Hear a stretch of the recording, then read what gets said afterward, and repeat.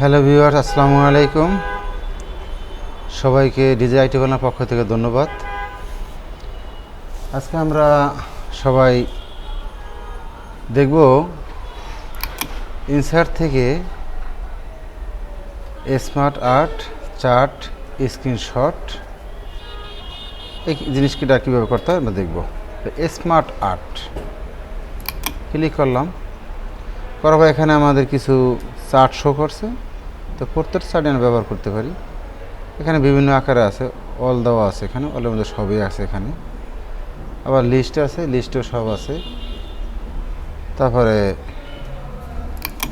Processing আছে, বিভিন্ন ধরনের এখানে আছে। তো আমরা অলে ক্লিক করলাম, এখান থেকে চার্ট নিলাম। তারপরে এখানে আমরা ছবি দিতে চাই, ছবি দিতে 3 ব্যক্তির ছবি আমরা দিব। এখানে আমরা 3 ব্যক্তির ছবি দিব। এখানে 3 জনের ছবি আমরা একটু দেখি ডেস্কটপে আছে কিনা, আমাদের থাকলে আমরা নিয়ে নিব।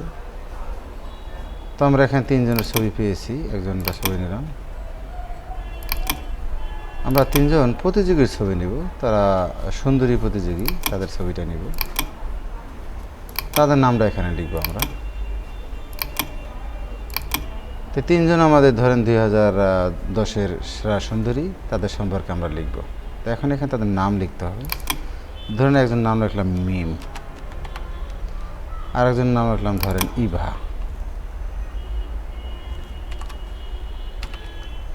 আর একজন নাম রাখলাম ধরেন ইমা। এই 3 জনের নাম লিখছি। তো 3 জনের নামের পরে আমরা চেঞ্জ করতে চাই, আমরা করতে পারবো। এখন কালার চেঞ্জ করতে চাইলে আমরা কালার চেঞ্জ করতে পারবো। এখন ফরম্যাটে যাব, শেপ কালার থেকে শেপ কালার দিয়ে দেবো। আলাদা আলাদা কালার দেবো সব, আমরা এটা খেয়াল রাখতে হবে। আমরা আলাদা কালার দিয়ে দিলাম। এখন তাদের সঙ্গে মন্তব্য লিখবেন। এখানে কার্সারটা দিয়ে এন্টার দিবেন। এখন লিখবেন তাদের সঙ্গে মন্তব্য। মিম সম্পর্কে মন্তব্য লিখলেন, মিম খুব ভালো মেয়ে, এভাবে ওদের সঙ্গে মন্তব্য লিখে দিলেন। এবার লিখলেন আপনি ইভা সম্পর্কে মন্তব্য। আমরা এখান থেকে লেখালেখি নিয়ে একটা চাপ দিয়ে আমরা বুঝাইলাম যে আসলে কী লিখতে হবে আপনাদের। আপনারা আপনাদের প্রয়োজন অনুযায়ী লিখে নেবেন অবশ্যই। এবার আমরা সঙ্গে লিখলাম ইমা সম্পর্কে। তো এখন 3 জন ব্যক্তির সম্পর্কে 3টা মন্তব্য আমরা এখানে লিখেছি। এটা হলো আমাদের মিমের মন্তব্য, এটা হলো ইভা সম্পর্কে লিখেছি, এটা ইমা সম্পর্কে লিখেছি। এটাকে বলা হয় স্মার্ট আর্ট। এটা প্রয়োজন অনুযায়ী আপনি ব্যবহার করতে পারবেন। এটা আমরা যখন অ্যাসাইনমেন্ট লিখতে যাই তখন এগুলো আমাদের লাগে। তারপর আমরা যাব এখানে চার্ট। তো চার্ট আমাদের বিভিন্ন কাজে ব্যবহার করতে হয়। আমরা এখন চার্ট 2021-22 এখানে সবই চার্ট। আমরা কলাম আকার নিলাম, ওটা কলাম নিলাম, ওকে। তারপর চার্টটা এখানে আসলো। এখন আমরা এখানে লিখবো সিরিজ লিখবো 2021 সাল লিখছি এখানে। এখানে আমরা লিখব ধরেন 3 জন ব্যক্তি কে কার থেকে টল বেশি, অথবা কোন দেশে জনগণ বেশি, এভাবে লেখা। বাংলাদেশ লেখলাম BANG, আরে বাংলা।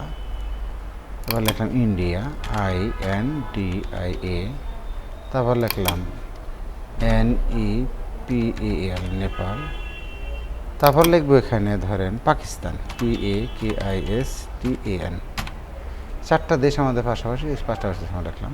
2021 সাল এখানে লিখেছি আমরা। এখানে আমরা দেখলাম বাংলাদেশের জনসংখ্যা ধরেন আমরা 5.5 দিলাম, ইন্ডিয়া দিলাম আমরা 8.2, নেপাল দিলাম আমরা ধরেন 4.5, আর পাকিস্তান আমরা দিলাম ধরেন 6.8। এখন এই অনুযায়ী আমাদের চারটা এটা ক্লোজ করে দেবে। উপরে চারটা ডিলিট করে দেবো, সিলেক্ট করে ব্যাক স্পেস দিলে ডিলিট হয়ে যাবে। এখন দেখেন কোন দেশের মানুষের জনসংখ্যা কতটুকু স্টিক আকারে এটা আমি দেখতে পাচ্ছি, বোঝানো হলো। কালার চেঞ্জ করতে চাইবেন, সবগুলো কালার চেঞ্জ করতে পারবেন। আর যদি ডিফারেন্ট কালার দিতে চান তাহলে আলাদা ক্লিক করবেন, আলাদা করে কালার দিতে পারবেন।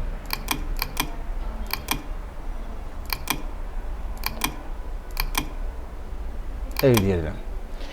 ব্যাকগ্রাউন্ড দিতে চাইলে তো ভিতরে ক্লিক করবেন, এখানে আমরা হালকা একটা কালার সেটা দিতে পারবো, যেটা ভালো লাগে আপনাদের। এখান থেকে আপনাদের পছন্দ মতো কালারটা দিয়ে দিতে পারবেন। এই সম্পর্কে আমার মধ্যে দেখেন এখানে লেখা আছে এই লাল, ইন্ডিগো, নেপাল, এই যে প্রত্যেকটা কালার আলাদা আছে, আমাদের এই স্টিকের সাথে কালারের মিল আছে, যেন ক্লিক করেন সেখানে শো করবো।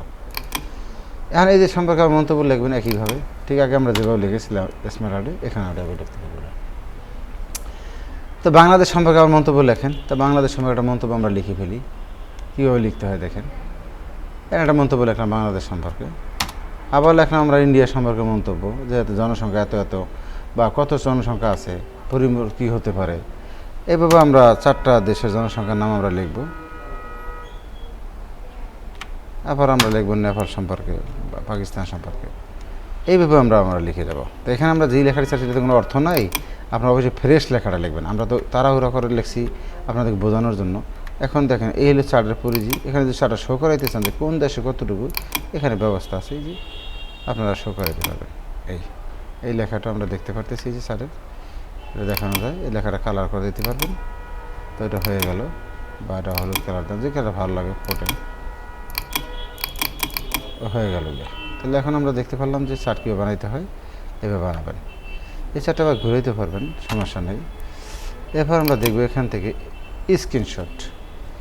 স্ক্রিনশটটা হলো যে এখানে আমরা ক্লিক করলে আবার স্ক্রিনে যাই, আর স্ক্রিন থেকে কিছু নিতে চাই, যেন আমি এই ব্যক্তির ছবিটা শুধু নিব। দেখেন চলে আসছে স্ক্রিনে, এটা হলো একটা শট। তো আমরা এইটা ব্যবহার করবো না, আমরা ধরে নেন এখান থেকে এইটা নিব, এই স্ক্রিনটা নিব, এই জিনিসটা আমরা পুরোটা এখানে শট দিব। তো এখন কন্ট্রোল চাপ দিয়ে ধরে কিবোর্ড থেকে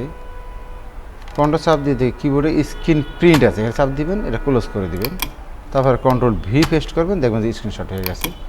এরপরে ফরম্যাট বার আসলে এখান থেকে আমরা এটাকে র্যাপ প্রেস করে ইন ফ্রন্ট অফ প্রেস করে নেব। তারপরে এখানে আমাদের ফরম্যাট থেকে দেখবেন যে ক্রপ আছে, এখানে এই ক্রপ চিহ্ন দিয়ে আমরা এটাকে কেটে ফেলব। এটা হলো আমাদের স্ক্রিনশট, এটা খুব খেয়াল রাখতে হবে। খুব ছোটো ছোটো ক্লাস দিচ্ছি আপনাদেরকে, আপনারা যদি না বুঝেন তাহলে কিছু করার থাকবে না, আসলে আপনাদের চেষ্টা করবেন, পারবেন ইনশাল্লাহ। এখন দেখেন এটাকে একটু বড় করতে চাইলে বড় করতে পারবেন আপনাদের পছন্দ মতো। এই হয়ে গেল স্ক্রিনশট। আপনি পুরো ডেস্কটপটা নিয়ে আসতে চান সেটাও আনতে পারেন, তাহলে কন্ট্রোল প্রিন্ট স্ক্রিন। এখন দেখেন পুরো ডেস্কটপে চলে আসছে।